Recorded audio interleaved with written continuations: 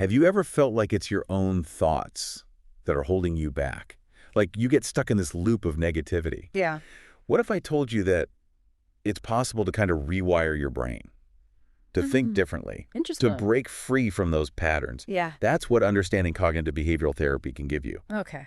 We call it CBT. Got it. And that's what we're diving deep into today on the Deep Dive. Awesome. And of course, we have to give a huge thank you to London Heartbeats Academy in the UK Of course. for giving us the learning materials to cover this. Absolutely. So listeners, make sure you follow us. Yeah. Facebook, Instagram, Spotify, and YouTube. Can't miss those. All the free regular updates are there, so you won't miss out on future deep dives like this one. For sure. So CBT gives you the tools to challenge those unhelpful thoughts and replace them with ones that actually serve you.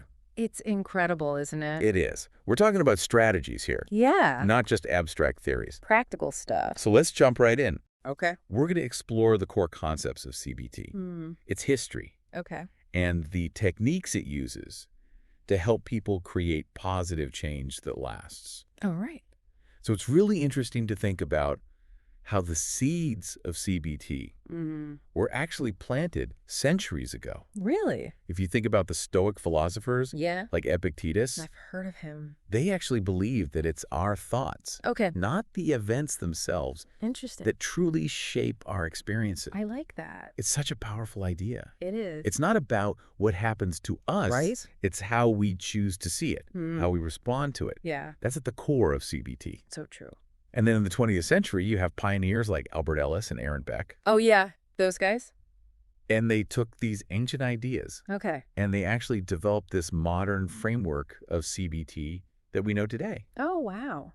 So we've got this historical foundation. We do. But how does this actually work? Yeah. How does CBT work? What are the key principles? Yeah. What are the key principles? I'm curious. The most fundamental idea is that your thoughts, your feelings, and your behaviors, Okay. they're all connected.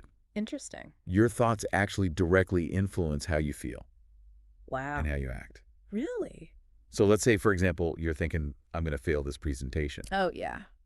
You're more likely to feel anxious, You would. and you might not even prepare for it, That makes sense. which could then actually cause you to not perform well. Totally a self-fulfilling prophecy. It is. CBT helps you identify those thought patterns that aren't helping you, Oh, okay. and it helps you replace them with more realistic Yeah. and positive ones. Awesome. And because CBT focuses on the present, Uh-huh. like what you're thinking now, Got it. your behaviors now, Right. it's a very short-term approach, How short are we talking? like around 16 sessions. Wow, that's way shorter than I thought. It's a big difference from some therapies that go on for years. I can see why people might be drawn to that. I think so too. Especially if it seems less daunting. Yeah. And it's all about collaboration. Right. Both the therapist and the client are active in the process. So you're not just lying on the couch No, talking about your problems. you're working We're together. working together to develop strategies Yeah. and skills You can create change. to create change that actually lasts. I like that. It's not just about talking about it. It's about doing something. It's about doing something about it. Yeah. So in this process, the client defines their own goals. Uh-huh. They express what their concerns are, Okay. and they actively practice new ways of thinking Yeah. and behaving. I see. The therapist is there to guide them, Okay. to help facilitate this process of learning new skills. That makes sense. It's like a partnership, right? It is? And one of the things CBT does is it encourages you to stay calm, Yeah. stay neutral when you're facing challenges, I can see how that would be helpful. right? Yeah. Because it acknowledges that getting upset or overwhelmed, Mm. it doesn't actually help you solve the problem. It can make it worse sometimes. It really can. Just throws fuel on the fire. It does. So staying grounded and focusing on the facts is important. It is. And not getting caught up in all the assumptions Yeah.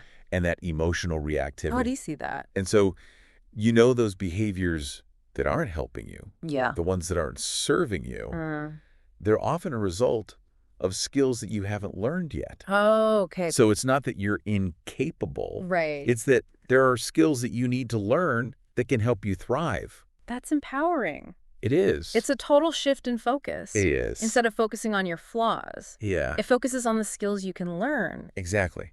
And another key concept is that emotional and behavioral reactions are learned.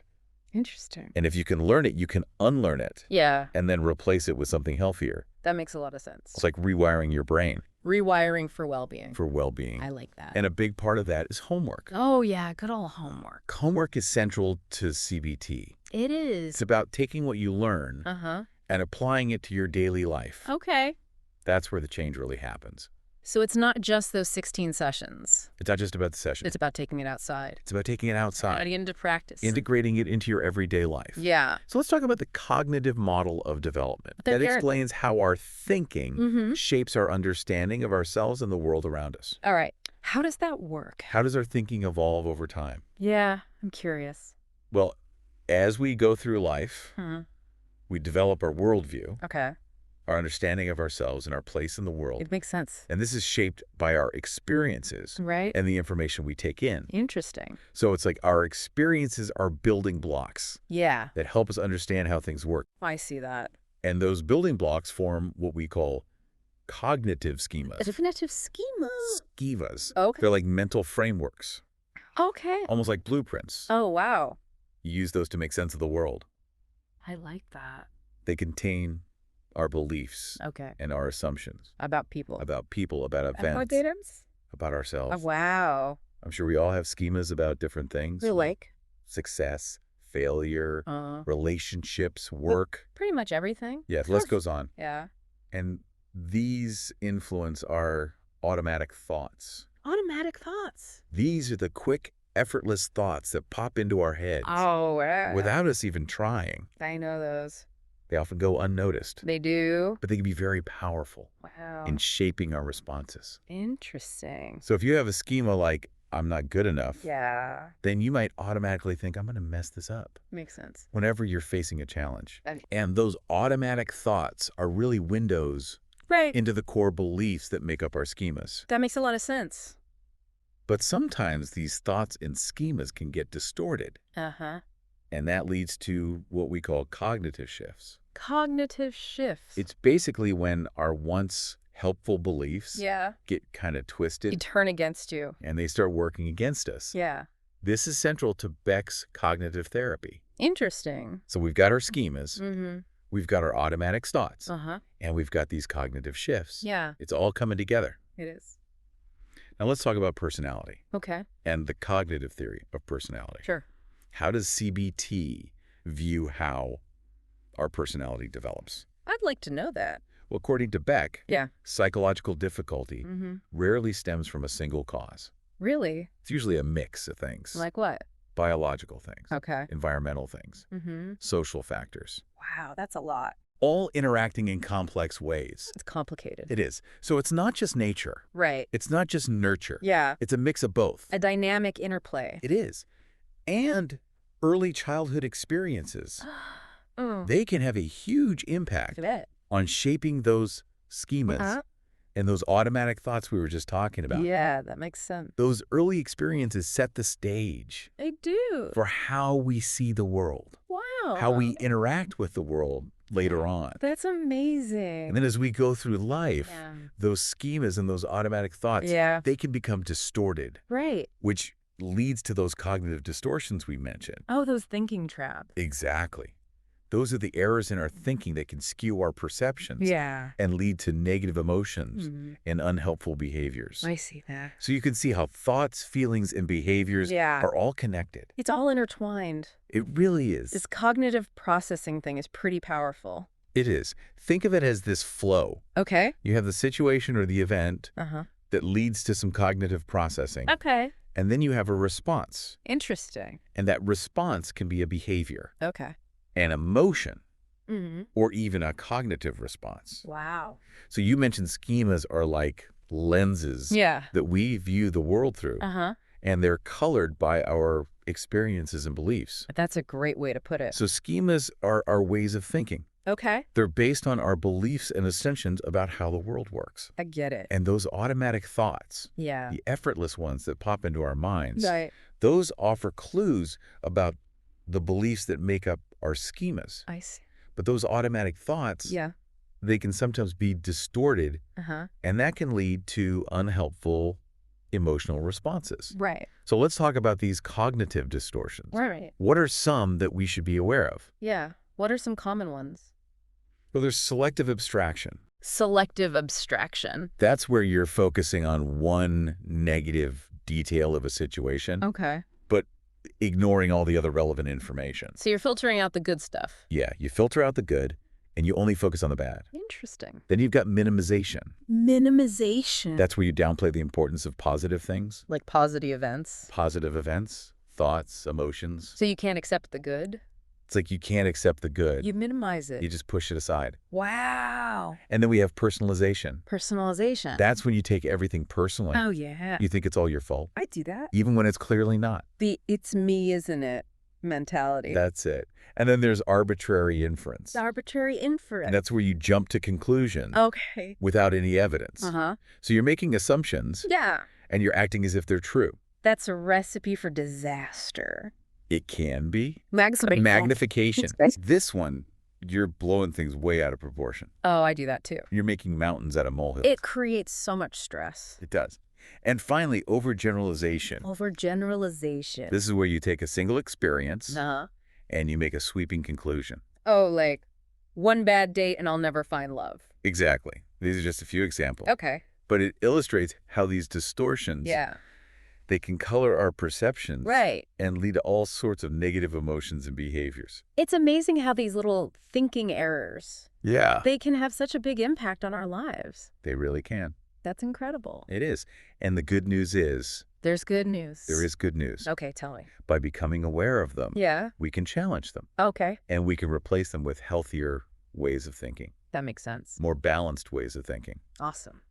It's amazing, isn't it, how these distortions can mess with us every day. They're so sneaky, we don't even realize it. Right? We don't even know. We're falling into these thinking traps. Totally. And I think it would help to go through some examples. Okay, let's do that. So people can relate and Yeah. maybe see how the stuff shows up. Okay, so personalization, what does that look like? Okay, so let's say you've got a mom and she's blaming herself for her child's problems in school. Okay. And she's saying it's because she's a bad mother. Oh, That's personalization that's rough. instead of looking at other things. Like maybe the kid's learning style Yeah, like maybe the kid learns differently. or social dynamics. Exactly. That's heartbreaking how Yeah. that can lead to just blaming yourself when it's not even your fault. It is, and it happens all the time. So let's shift gears a little bit. Okay. Elective abstraction. Okay. Someone gets a performance review at work, Uh-huh. and it's mostly positive, Okay. but there's one negative comment, Yeah. and they just focus on that. I've been there. They ignore all the praise. It's like focusing on the one drop of rain on a sunny day. That's a good way to put it. Right. Yeah. It's all about perspective It really is. and how much we choose to magnify things. Yeah. And speaking of magnifying things, Yeah, let's talk about magnification. let's do it. So imagine somebody who is just obsessing Yeah. over a tiny little blemish on their face. Oh, yeah. Like it's this huge flaw that ruins everything, I've been there. and they just can't let it go. So on the other hand, we have minimization, Right, minimization. where you're downplaying the good stuff. Okay. Someone gives you a compliment, Uh-huh. you just brush it off. Oh, yeah. Like they're just being nice. Yeah, they don't really mean it. Overgeneralization can be tough. It can. Imagine someone goes on a date Okay. and it doesn't go well, Yeah. and they decide Oh. that they're going to be alone forever. Oh, no. That's a classic example Yeah. of overgeneralization. One bad date and that's it? It's over. That's rough. Another distortion. Okay. All or nothing thinking. All or nothing. Or we call it splitting. Splitting. Okay. It's that black or white thinking. Got it. Things are either all good Okay. or all bad. No in between. No in between. Okay. Like you can have this celebrity you idolize, Mm-hmm. and then you hear one bad thing about them, Oh, yeah. and you just completely turn on them. Wow.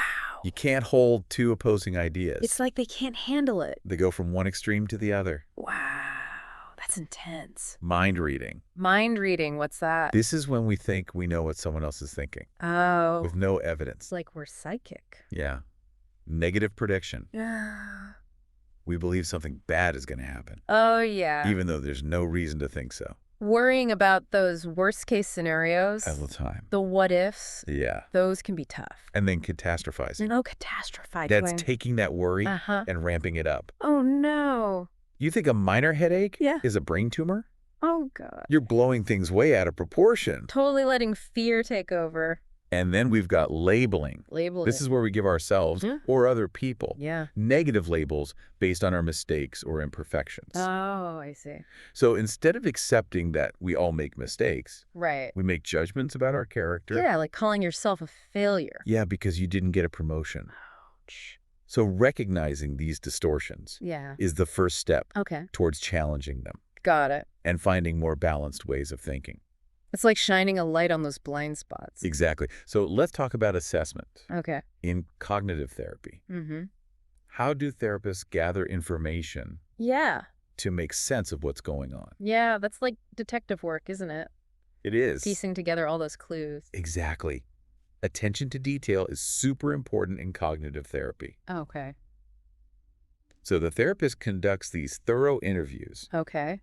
asking lots of questions, Mm-hmm. and not just about what's happening now. Right. They ask about past experiences, Mm. relationships, Uh-huh. any major life event. Wow, so they're getting a full picture. They're trying to get the full picture Okay. so they can understand those deeper thought patterns, those Yeah. beliefs Mm-hmm. that could be contributing to the problem. I see. It's like mapping out the person's cognitive landscape. I like that. And they also use standardized scales Okay. and questionnaires. Questionnaires. These tools provide data Okay. that complements what they get from the interviews. Interesting. So it's subjective and objective measures. Got it.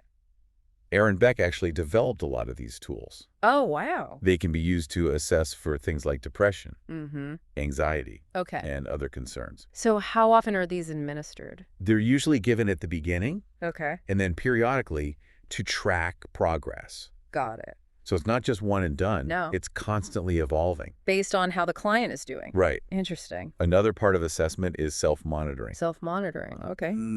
This is where you teach the client Uh-huh. to be more aware of their own thoughts and feelings and behaviors Okay. in the moment. That's powerful. It is. Making them part of the healing process. Exactly. There's a tool called the dysfunctional thoughts record. Dysfunctional thoughts record. Okay. It's a form. Okay. The client can use it to log Got it. their thoughts, their feelings, their behaviors. And this helps them. It helps them identify those automatic negative thoughts Okay. that they may not even be aware of. That's so sneaky. It is. It's like a thought journal. It is. And then there's thought sampling. Thought sampling. This is where you're capturing the thoughts as they come up naturally. Oh, so in real time Right. throughout the day. Yeah, you're getting a snapshot Interesting. of your thoughts at different points. Okay. That gives you a more objective view I see. of what's really going on in your head. That's cool. It is. So once the therapist has all this information, Yes. then what happens? That's when we bring in the therapeutic techniques. Okay. This is where the rubber meets the road. Oh, yeah.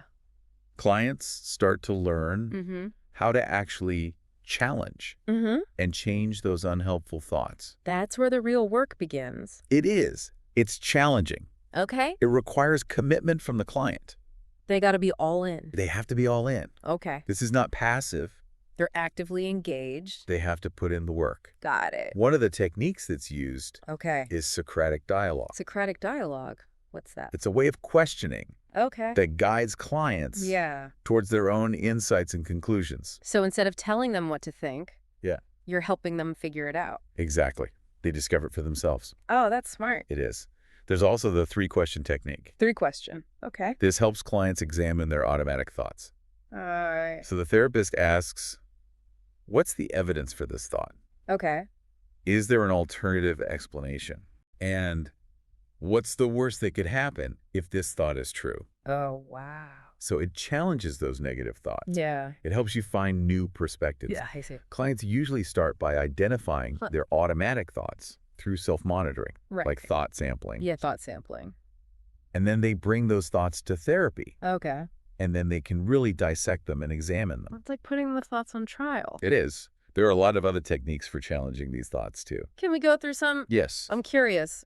Challenging absolutes. Challenging absolutes. So this is where you point out Yeah. the extreme language. Okay. Like always, never, everyone, and no one. Got it. So you're helping them see those black and white thinking patterns Right. and bring in some gray. Okay. Or nuance.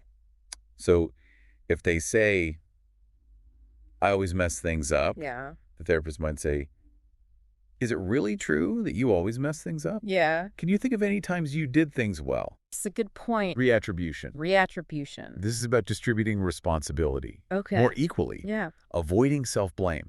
Oh. So if someone is always beating themselves up Uh-huh. over a mistake, Yeah. reattribution helps them see Okay. that other factors might have been involved. Right. They're not solely responsible. They don't have to carry all the blame. Right, you take off that burden of self-blame. That's huge. It is. Decatastrophizing. What's that?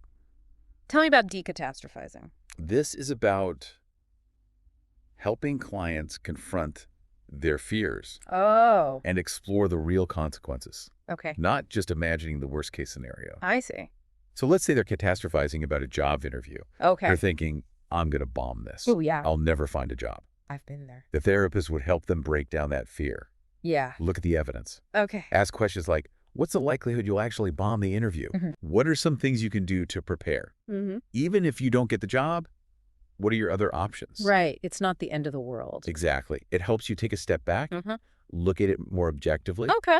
Another technique is scaling. Dealing. This challenges the all or nothing thinking Okay. by transforming that dichotomy Yeah. into a continuum. So instead of just good or bad, Yeah, there are other possibilities. lots of possibilities. Okay. So you might ask a client to rate their anxiety Uh-huh. on a scale of 1 to 10. Okay. 1 being totally relaxed, Yeah. 10 being super anxious. Oh, wow. This helps them see Yeah. that it's not all or nothing. Right. It exists on a spectrum. That's a good visualization. It is. And this can help them manage their anxiety. Exactly.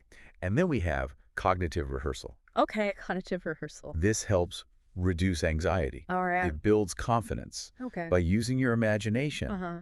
to visualize positive outcomes, okay, in those challenging situations. I see. So if you're anxious about giving a presentation, Yeah. the therapist might guide you through a visualization where you imagine yourself delivering the presentation Yeah. confidently, Okay. engaging the audience. It's like a mental dress rehearsal. It is. And by practicing this, Yeah. you can reduce your anxiety and you can increase your belief that you can succeed. I like that. Now let's talk about rational emotive therapy, RE. RET, Oh. also known as What is it? REBT. REBT. Got it. This is a specific type of CBT. Okay. It was developed by Albert Ellis. Oh, yeah. It really targets those irrational beliefs Okay. that can drive so much of our emotional distress. Those beliefs are powerful. They are. It's about thinking more rationally. Exactly. RET says our emotions Yeah. aren't solely caused by events. Right. It's our beliefs about those events Oh, and how we interpret them I see. that really shape how we feel. So it's not what happens. It's not what happens to us, It's how we think about it. how we think about it. Okay, that's a good distinction. It is. So RET helps you identify Yeah. and challenge those self-defeating beliefs and then replace them with ones that are more flexible and adaptive. Awesome. So you're rewiring your brain Yeah. For resilience. for resilience and well-being. I love that. So what exactly is irrational thinking? Yeah, what is it? What are those thoughts Yeah. that get us into trouble? I'd like to know that. Well, think about it like this. Okay. Ellis called them self-defeating rules. Self-defeating rules. These are core beliefs Okay. that we often internalize Yeah. from childhood experiences. Oh, wow. They dictate how we react to things, That's powerful. and they often lead us astray. Okay. They're like unwritten rules Okay. we live by, often without realizing it. Wow. And these rules can cause a lot of suffering Yeah, how so? because they create unrealistic expectations Oh, yeah. and rigid demands about how things should be. I see. So, for example, Okay. the need for approval. The need for approval. Some people feel Yeah, like yeah, they yeah. need to please everyone Right. and avoid disapproval at all costs. That sounds exhausting. It is. Then there's the belief that you have to be perfect to be worthy. Oh, wow. That leads to perfectionism, procrastination, Yeah, fear of failure. I see that. You set the bar so high that you're bound to fall short, And then what? and then you feel crushed. Oh, no. Another one is the belief that you should always be happy Oh. and comfortable, Always happy and comfortable. and that discomfort is intolerable. Wow. That's setting yourself up for disappointment. Yeah, because life is full of ups and downs. It is. And then the belief that other people should always treat you fairly, Yeah. and when they don't, it's catastrophic. That's a recipe for resentment? It is. Wow. So these are just a few examples of Yeah. these self-defeating rules. These rules can distort our thinking, Yeah. and they lead to all these negative emotions and behaviors. It's amazing how powerful they are. They're very powerful. But the good news is Yeah. REBT can help. RBT can help Okay, tell me. by teaching you to identify, Yeah. challenge these rules, and replace them. With what? More flexible ones, Okay. more realistic I ones. like that. RET uses the ABCDE model. ABCDE. Okay, what is that? It stands for What? activating event, Okay. beliefs, Okay. consequences, Uh-huh. dispute, Okay. and effective new beliefs. Wow, that's a lot. Let's break it down. Okay, let's The activating event. Yeah, the activating event. That's the situation Okay. or the trigger that sets off this whole emotional reaction. Okay. It could be anything. Like what? Someone criticizing you, Okay. traffic, Oh, yeah. anything. So many things. That's the A. Got it. The B is beliefs. Beliefs. Okay. Those are the thoughts and interpretations we have about that event. Okay. So let's say someone cuts you off in traffic. Your belief might be, that person is a jerk. Oh, yeah. They did that on purpose. Right. To upset me. That leads to C, C, which is consequences. consequences. That's the emotional Yeah. and behavioral response. Yeah. That results from our beliefs. So in the traffic example, yeah, what would the consequence be? it could be anger, Oh, yeah, road rage. road rage. High blood pressure even? It could be. So it's not the event itself. Right. It's our interpretation of it I see that. that causes the distress. Yeah. That's where D comes in. D, which The is dispute. dispute. Okay. This is where we challenge those irrational beliefs. How do we do that? You can ask yourself, is this belief true? Okay. What evidence do I have? Right. You can look for other explanations. Right. Instead of assuming the worst, Yeah. can you come up with a more neutral interpretation? Yeah. So in the traffic example, Yeah. maybe they're just having a bad day. Right. Maybe they didn't see you. Okay. You can also use humor Humor. to challenge those beliefs. Oh, yeah. Sometimes just laughing at it Yeah. can help us detach from those negative thoughts. I like that. It's about lightening up, Yeah. not taking ourselves too seriously. True. So we've challenged the belief. Okay. E is effective new beliefs. Effective new beliefs. Okay. These are the rational, Uh-huh. adaptive beliefs Yeah. that we replace those old ones with. So it's not just getting rid of the bad. It's not just getting rid of the bad. You gotta replace it with something good. You replace it with something positive. Okay. You're building a more resilient mindset Uh-huh. that can help you deal with life's challenges. I see. So you're becoming aware of your thoughts. Right. You're challenging the ones that aren't helpful, Yeah. and then you're replacing them with something better. That makes sense. REBT. REBT gives you tools It does. Yeah. It gives you tools, to actually do that. and it gives you techniques. Okay. And homework is part of this. Homework. Okay. Homework is crucial. What does that look like in REBT? It's how you apply the stuff you learn Okay. in your everyday life. It's taking it for a test drive. Yeah, you're taking it out for a spin. Okay. So homework could be keeping a thought record, Okay. practicing relaxation, Uh-huh. challenging those beliefs in real time, Yeah. doing things that push you outside your comfort zone. Oh, wow. You're practicing those new skills Yeah. until they become more natural. So practice makes perfect. It does. The more you practice, Yeah. the easier it becomes to identify Mm-hmm. and challenge those negative thoughts Okay. before they spiral. Before they get out of control. So we've covered REBT. We have. Now let's talk about the difference between REBT and cognitive therapy. Okay. Yeah, because they seem pretty similar. They are. Okay. Both approaches have the same goal. Which is? Change those thought patterns Right. that lead to distress. Got it. But there are some subtle differences. Okay, what are they? They both help clients Yeah. identify and challenge Mm-hmm. their unhelpful thoughts. Oh, okay. But their emphasis and techniques differ. Oh, I see. So REBT is Yeah. more directive, Okay. more confrontational. More in your face. Yeah, Ellis believed Mm-hmm. those irrational beliefs Yeah. needed to be challenged head-on, Directly. directly and forcefully. Okay. Cognitive therapy is more collaborative, Okay. more exploratory. Mm-hmm. The therapist helps the client examine the evidence, Uh-huh. but it's not as direct. Okay. It's more gentle. I see. REBT emphasizes philosophy, Oh, okay. like Stoicism and existentialism. So it brings in that ancient wisdom It does. to find meaning in life. Yes. That's cool. Cognitive therapy is more focused on Wow. the cognitive processes, Yeah. and the behavioral techniques. So they have different foundations. They do. Okay. And RBT often uses humor and exaggeration. Just challenge those beliefs. Yeah, cognitive therapy is more straightforward. More evidence-based. They're both valid and effective, Right. but they have different styles. It's about finding the right fit. It is. So let's talk about how CBT is used in a treatment setting. Okay, yeah, let's bring it into the real world. How does the theory translate into practice? Yeah, I'm curious about that. When you're developing a treatment plan, Yeah. you have to consider the client's needs Okay. and their specific challenges. Yeah.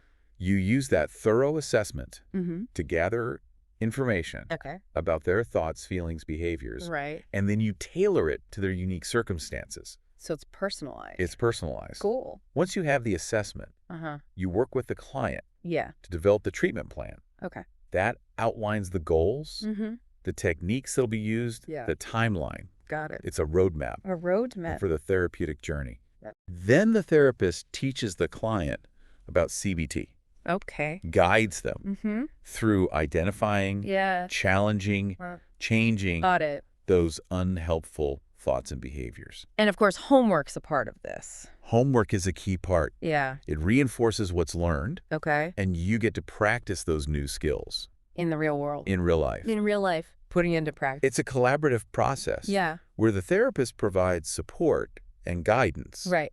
to keep the client on track. Okay. It's a partnership. It is. And it's important to note that CBT is not a quick fix. It takes time. It takes time and effort and commitment Mm-hmm. from both the client and the therapist. But it can be life-changing.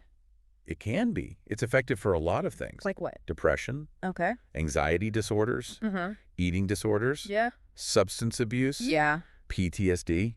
It's a powerful approach It is. with a proven track record. It does have a proven track record. Stop. And, it can also be used in group settings.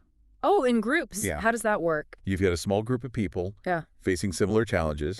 The group meets with a therapist, Uh-huh. and the therapist leads discussions, Okay. teaches skills, Got it. provides support. It's like therapy and a support group. Yeah, it's kind of like both. Okay. And the group setting Yeah. provides that sense of community No. and shared experience. That's nice. It is. People can relate to each other Yes, they can relate to each other. and offer support. Yeah, That's great. it is. That belonging can be healing. It really can. Yeah, because then you realize you're not alone. You're not alone in this. Right. And it reduces those feelings of isolation and shame. I see that. It also gives people the opportunity Mm-hmm. to practice their CBT skills Okay. in a safe space. Yeah. So they can role play, Oh, wow. they can give feedback, Mm-hmm. they can learn from each other. That's really cool. It's like real-world training.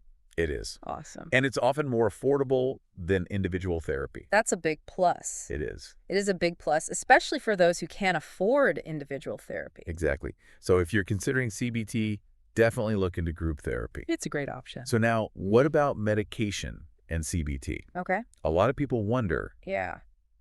is it necessary? Mm-hmm. Is it helpful Is it needed? to use medication along with CBT? Yeah, good question. So it really depends Okay. on the person and their needs. Uh-huh. For some people, medication can be really important, Okay.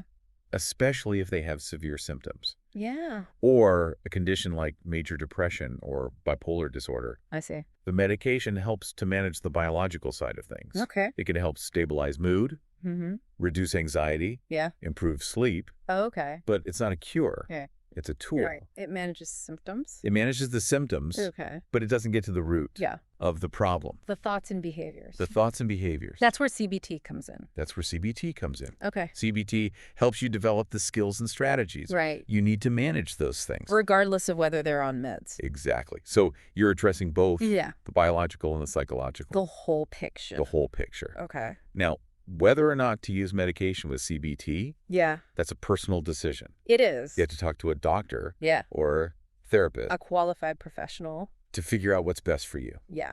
Okay. So what about the benefits of CBT? Yeah. What are the benefits? What changes can people expect? What can they look forward to? CBT has been shown to be effective Okay. in treating a range of mental health conditions, like we said, Yeah. depression, anxiety, eating disorders. Substance abuse, PTSD. But it's not just about treating conditions. Yeah. It's about improving your overall well-being. Oh, wow. Okay. So it can help you develop more self-awareness, Okay. Better communication skills, stronger relationships, Yeah. manage your stress better. It's like a toolbox for life. It is. It gives you what you need to deal with the challenges of life. So you're not just surviving. You're not just surviving. You're thriving. You're thriving. I love that. CBT helps you unlock your potential to live a more fulfilling life. Wow, that's amazing. So let's be real. Okay. No approach is perfect. Right. What are some limitations of CBT? Yeah, what are the drawbacks? Well, one thing is Yeah. it requires a lot of effort Okay. from the client. Yeah. You have to be committed. You can't just sit back. You can't just sit there. You have to do the work. You have to be active. Right. Do your homework. Practice those skills. It's not for the faint of heart. It takes dedication. And for some, it could feel too structured, Okay. too focused. Right. Some people need more of an open-ended approach. CBT might not be a good fit for them. Okay. It's also not a quick fix. It takes time. It does take time. Okay. Even though it's shorter than other therapies. Yeah.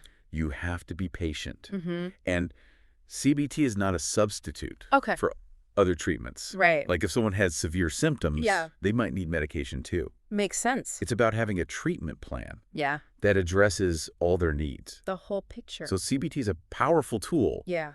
but it's not magic. Right. Talk to a professional Yeah. to figure out the best treatment The best treatment for you. for your individual needs. That's important. So for those listening who want to learn more about CBT, what resources are out there? Yeah. What do you recommend? Well, one of my favorites is the book Feeling Good by David Burns. Oh, I've heard of that one. It's a classic guide. It is. Written in a really clear, engaging style. It's good for beginners. It's good for beginners. Sure. There's also the website Okay. for the Association for Behavioral and Cognitive Therapies, Okay. ABCT. ADCT got it. They have a ton of information, Okay. including a directory of therapists. Oh, that's helpful. It is.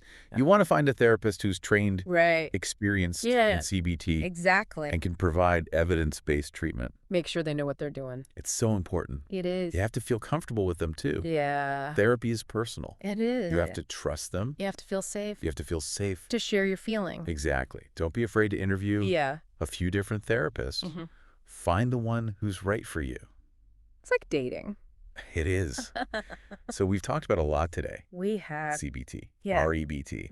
It's been a journey It has. exploring this world. So much to learn. And a huge thank you Yeah. to London Heartbeat C Academy Of course. for the materials. Absolutely. We couldn't have done this without you. Their contribution was essential. And listeners, Yes. make sure you connect with us Yeah. on social media. Where can they find us? We're on Facebook, Instagram, Spotify, and YouTube. Awesome. We'll be sharing more deep dives like this one. Can't wait. Make sure you subscribe so you don't miss out. Don't miss out. So keep those cognitive wheels turning. Yeah. Remember, you have the power to change your thoughts Yes. and transform your life. Absolutely.